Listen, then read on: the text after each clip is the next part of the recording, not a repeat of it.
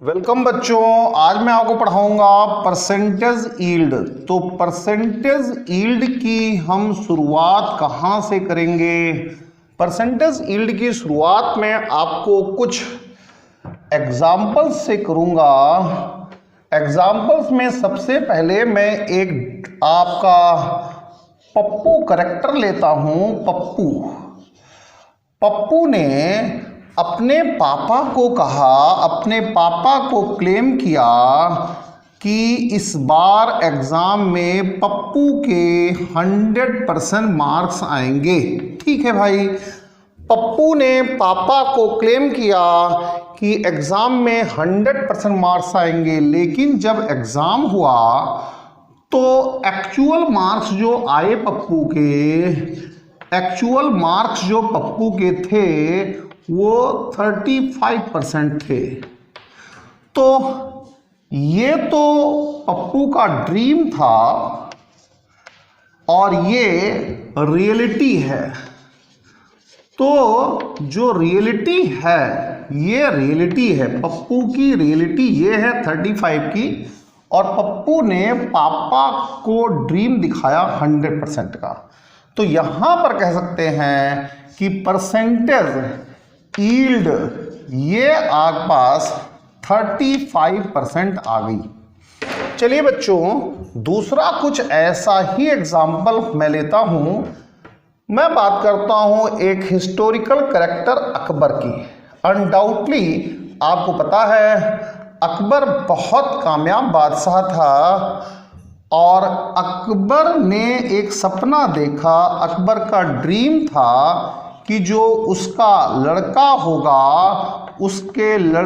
उसका जो लड़का होगा वो अकबर से भी ज़्यादा महान होगा। यानी अकबर का सपना अपने लड़के के लिए कंसीडर करो 100% का था। लेकिन आपको पता है कि जो अकबर का बेटा हुआ, अकबर का बेटा सलीम हुआ, और सलीम ने 100% में से शायद केवल 40% अपनी एनर्जी, अपनी ताकत वो बादशाह बनने में लगाई, और जो बाकी थी 60% वो आपको पता है कहाँ लगा दी? अनारकली में लगा दी।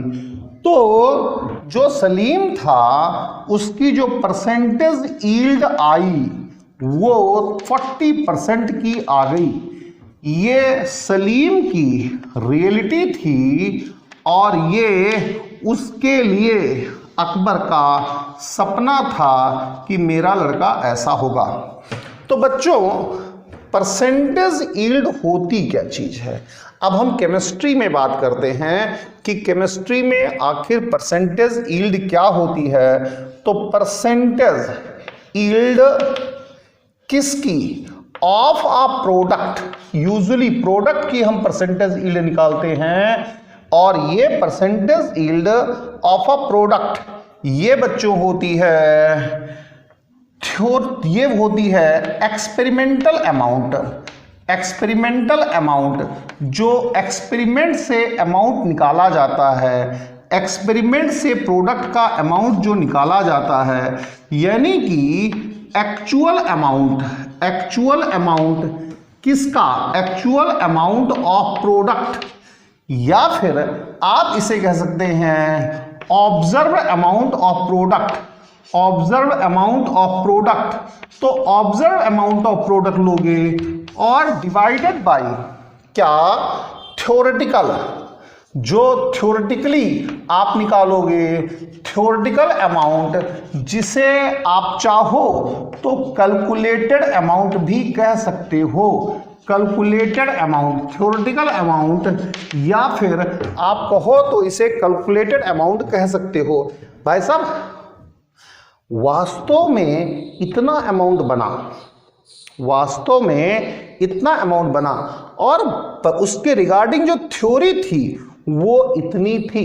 इसे आप अगर 100 से मल्टीप्लाई कर दो तो 100 से मल्टीप्लाई करने पर ये परसेंटेज आ जाएगा। शॉर्टकट भी लिख सकते हैं क्या, percentage yield this is equal to W theoretical या W एक्सपेरिमेंटल, EXP सफिक्स में experimental divided by W theoretical, यहां पर सफिक्स में थ्योरेटिकल इंटू 100, चाहो तो आप इसे W ऑब्जर्व्ड लिखो, observe divided by W calculated लिखो और इंटू 100 कर दो। तो ऑब्जर्व जो किया है आपने, प्रैक्टिकली जो लाए हैं वो डिवाइडेड बाय थ्योरी जो थी, कैलकुलेटेड जो थी, अगर आप इसका रेशियो निकाल के 100 से मल्टीप्लाई कर दोगे तो वो percentage yield of the product आ जाएगी। जैसे कि बच्चों ये सलीम की सच्चाई है, ये सलीम की रियलिटी है और ये सलीम के रिगार्डिंग देखा गया सपना है, तो 100 में से ही तो 40 है ना। अब देखो ये पप्पू का क्लेम है, पप्पू का दावा है, पप्पू की जो सच्चाई है, रियलिटी है, वो तो 35% ही है ना। तो बच्चों इस तरीके से आप परसेंटेज यील्ड को समझ सकते हो। अब जरा आपको मैं केमिस्ट्री के क्वेश्चंस पर लेकर के चलता हूं। मान लो कि एक इंडस्ट्री है, एक फैक्ट्री लगी हुई है और उस फैक्ट्री में कैल्शियम कार्बोनेट लाइम स्टोन को हीट करके हम कोई प्रोडक्ट बनाते हैं।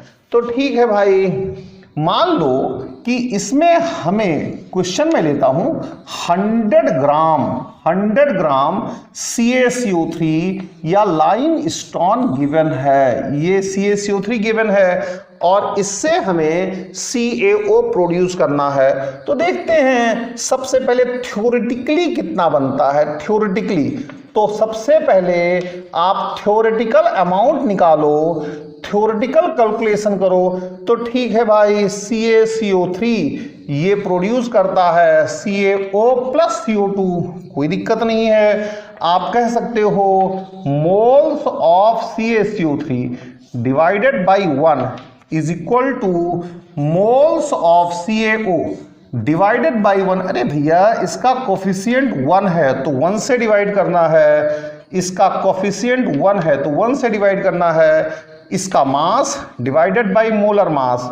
तो ठीक है, इसका मास गिवन है 100 ग्राम और मोलर मास आपको पता ही है CaCO3 का मोलर मास 100 होता है। नहीं पता है तो कोई दिक्कत नहीं है, मोलर मास ऑफ CaCO3 तो Ca के लिए 40 अप्लाई कर दो, फिर कार्बन के लिए 12 अप्लाई कर दो, प्लस 3 इंटू 16 कर दो और ये ऐड होकर के 100 ही आएगा, इसमें कोई दो राय नहीं है। चलिए बच्चों, ये तो मोलर मास ऑफ CaO हो गया, मास डिवाइडेड बाय मोलर मास। अब मोल्स ऑफ CaO तो ये W थ्योरेटिकल आएगा। W थ्योरेटिकल किसका? CaO का। चाहो तो आप लिख दो ऑफ CaO। इसका मोलर मास 40 प्लस 16 ये आएगा 56। अगर कोई दिक्कत है तो मोलर मास ऑफ CaO ले लो, ये 40 प्लस 16 ये 56 ही आएगा। तो mole is equal to mass divided by molar mass. आप जब ये लगाते हो दोनों ही केसेस में कि mole is equal to mass in gram divided by molar mass, तो इस कंडीशन में mass upon molar mass, theoretical mass upon molar mass, और बच्चों इस तरीके से W थ्योरेटिकल ऑफ CaO जो आता है वो 56 ग्राम आता है। यानी कि थ्योरेटिकली अगर आप 100 ग्राम CaCO3 को हीट करोगे तो 56 ग्राम ही आएगा। लेकिन जब वो फैक्ट्री जो थी, फैक्ट्री में जो रियल अमाउंट आया, एक्चुअल अमाउंट आया, तो it is observed amount. Observed amount या ऑब्जर्व मास ऑफ CaO, ये 28 ग्राम ही बना है, ये 28 ग्राम ही बना है। इसको हम एक्सपेरिमेंटल अमाउंट भी कहते हैं, एक्सपेरिमेंटल अमाउंट भी कहते हैं, इसे हम एक्चुअल अमाउंट भी कहते हैं, जो वास्तव में बना है। अब देखो, ठीक है भाई, ये वास्तव में बना है, ये वास्तव में बना है। बनना चाहिए था 56 ग्राम, चाहिए था, लेकिन बना है 28 ग्राम, 28 ग्राम। पप्पू के नंबर इतने आने चाहिए थे।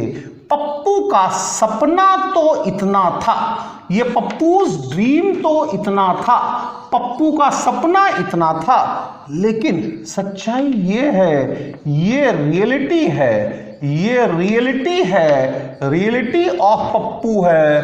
पप्पू के तो इतने ही नंबर आए। ये अकबर का सपना था, किसके लिए? सलीम के लिए। लेकिन ये अकबर की सच्चाई है, किसके लिए? सलीम के लिए। ये रियलिटी है, ये रियलिटी ऑफ सलीम की रियलिटी है। और जो ये था बच्चों, ये ड्रीम फॉर सलीम था, सलीम के लिए सपना तो ये था, सलीम के लिए सपना ये था, लेकिन सलीम की रियलिटी ये है। अब बच्चा बताऊंगा कि बाकी बचा हुआ अमाउंट गया कहाँ, वो भी बताऊंगा मैं, ऐसी कोई बात नहीं है। लेकिन जरा परसेंटेज यील्ड निकाल लेते हैं, परसेंटेज यील्ड निकाल लेते हैं, हम परसेंटेज यील्ड निकाल लेते हैं। तो चलो बच्चों, हम कहते हैं जब बनना चाहिए था 56 ग्राम जब बनना चाहिए था तो बना है 28 ग्राम। जब बनना चाहिए था 1 ग्राम तो बनेगा 28/56 ग्राम। जब बनना चाहिए था 100 ग्राम तो 28/56 इंटू 100, ये आपके पास 50% ये यील्ड आ गई, यही 50% यील्ड होगी। बच्चों, हमें सोचना पड़ेगा कि आखिर ये जो थ्योरेटिकल अमाउंट है और जो ऑब्जर्व अमाउंट है, रियल अमाउंट है, इसमें इतना ज्यादा डिफरेंस क्यों? तो हमें जानने का हक है कि वास्तविकता क्या है, इतना ज्यादा डिफरेंस क्यों, आखिर ऐसा कैसे हो जाता है। हालांकि ये मैं लिख रहा हूं, अपने हिसाब से क्वेश्चन बना करके लिख रहा हूं, लेकिन फिर भी मैं आपको बताता हूं कि why observed mass is always less than theoretical mass से ऑब्जर्व मास आमतौर पर कम क्यों होता है या हमेशा ही कम होता है। ये हमेशा या तो कम होगा या इक्वल होगा, इक्वल हो जाएगा तो 100% यील्ड हो जाएगी। यानी कि ऑब्जर्व मास कम क्यों होता है किसी सबस्टांस का थ्योरेटिकल मास से। तो बच्चों देखो, होता क्या है कि कई बार क्या होता है कि जो रिएक्शन है वो बैक होने लग जाती है, यानी कई बार रिएक्शन रिवर्स होने लग जाती है। तो एक रीजन ये है, यानी कॉज नंबर 1 है इसका रिवर्स रिएक्शन, यानी कि थोड़ा बहुत तो रिएक्शन हर कोई रिवर्स होती है। रिवर्स रिएक्शन यानी कि बच्चों, अगर A+B से C+D बनना था तो ये बैकवर्ड डायरेक्शन में रिवर्स हो जाती है। इस रिवर्स के चक्कर में भी थ्योरेटिकली तो हम कुछ और सोचते हैं, लेकिन वास्तव में कुछ और बात हो जाती है। दूसरा जो कॉज है बच्चों, दूसरी जो वजह है जिसकी वजह से ऑब्जर्व अमाउंट कम आता है और थ्योरेटिकली हम ज्यादा सोच लेते हैं, वो है अनरिएक्टेड अमाउंट ऑफ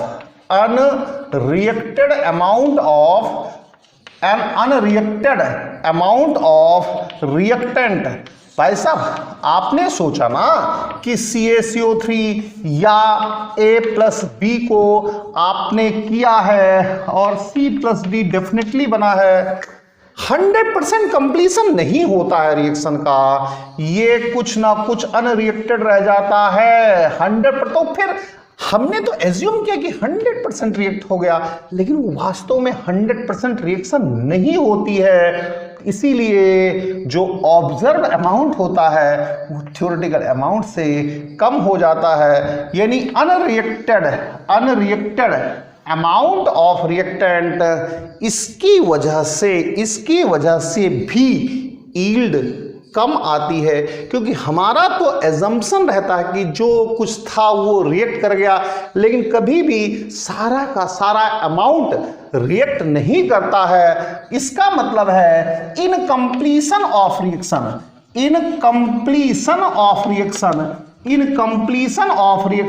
रिएक्शन पूरी तरह से कंप्लीट नहीं होती है। और थ्योरेटिकली तो हम ऐसा एज्यूम कर लेते हैं कि रिएक्शन पूरी तरह से कंप्लीट हो गई है, लेकिन वास्तव में 100% रिएक्शन कंप्लीट नहीं होती है। इसलिए भी जो थ्योरेटिकल अमाउंट है वो ऑब्जर्व अमाउंट से कम हो जाता है, और फिर परसेंटेज यील्ड की कॉन्सेप्ट आ जाती है। तो बच्चों दोबारा से थोड़ी सी समरी और देखो। भाई साहब जो रियलिटी होती है वो अलग होती है ड्रीम से। आपने मान लिया, आप सोचो कि ठीक है मेरे IIT में मेरी रैंक 50% आनी, 50 रैंक आनी है, लेकिन हो सकता है आ जाए 500। तो सपना कुछ और है, सच्चाई कुछ और है, रियलिटी कुछ और है। अब आपने सपना जिस टाइम देखा था कि 50 रैंक आई थी, उसने कहा था मैं हर क्वेश्चन को उस टाइम सोचा था करूंगा, ये करूंगा, लेकिन वास्तव में ऐसा नहीं हो पाता है।